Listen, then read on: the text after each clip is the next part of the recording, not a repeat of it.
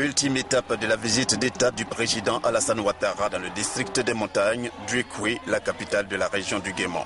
À Uekoué, comme à Bangolo, Guiglo, Bloléquin, tous les pleux aimants, le président de la République, après avoir rappelé la crise et ses conséquences, a indiqué qu'il tient à ce que la Côte d'Ivoire soit un pays bien organisé, un pays de droit. Je voudrais souligner ma volonté de mettre fin à l'impunité. Oui, tous les meurtriers seront punis, seront déférés devant la justice. Nul ne sera épargné. Ce travail de justice et de vérité est important pour que les proches des victimes puissent commencer leur deuil.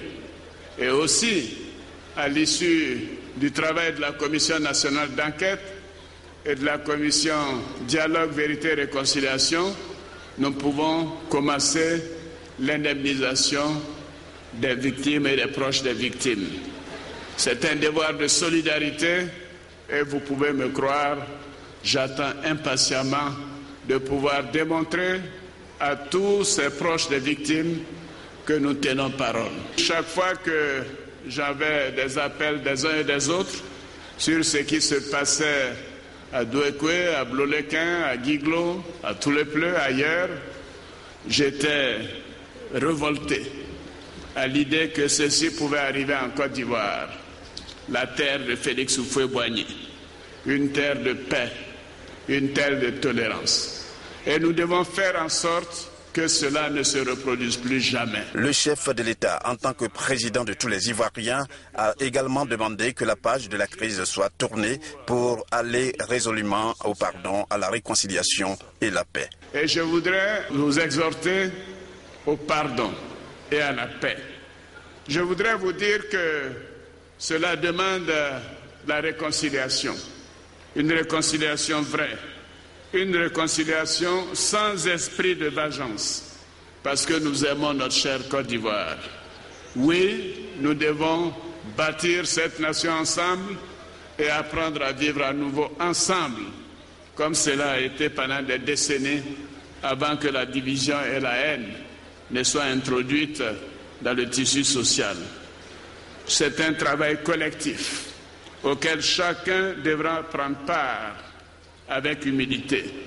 C'est pour cela que j'ai placé mon mandat sous le signe de la paix et de la réconciliation. Crise bel et bien finie, mais pour que cela ne se reproduise plus, le président de la République a insisté sur le règlement définitif de certains problèmes, tels que celui du foncier rural, non sans évoquer ses ambitions pour la Côte d'Ivoire. L'objectif du gouvernement est de changer la Côte d'Ivoire. Nous avons des ambitions pour cela, de réduire les souffrances des Ivoiriens, de la majorité des Ivoiriens, et d'améliorer le quotidien de chaque Ivoirien. Nous avons les moyens de marquer l'histoire de l'humanité. Et je voudrais qu'ensemble, nous puissions le faire. Pas en 2 ou 3 ans, mais en 5 ou 10 ans. Je voudrais que la Côte d'Ivoire devienne un pays émergent. Que la Côte d'Ivoire soit admirée de tous. Pour parler du bilan de cette visite, il s'avère positif au regard des dons offerts par le chef de l'État. Plus de 90 véhicules à Uekoué, idem à toutes les étapes. Et puis, il y a aussi la mobilisation des populations qui a donné à cette visite un caractère d'ambiance festive. À Uekoué, le président de la République a inauguré la nouvelle station de production d'eau potable dont les travaux ont été financés par le programme présidentiel d'urgence. Cette nouvelle unité de production d'eau, dont la capacité est de 1440 mètres cubes d'eau par jour, a été réalisée en seulement 4 mois et est déjà fonctionnelle. Sa réalisation est venue régler une situation de grave insuffisance en eau potable à Uekoué. En effet, les besoins en eau potable de la ville s'élèvent à 1650 mètres cubes par jour. Or, l'ancienne station de traitement ne pouvait produire que 800 mètres cubes par jour.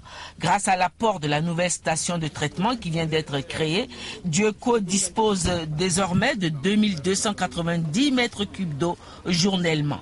Cette nouvelle unité de production est une illustration de la promesse du président de la République de doter chaque ville de Côte d'Ivoire d'eau potable et en quantité suffisante.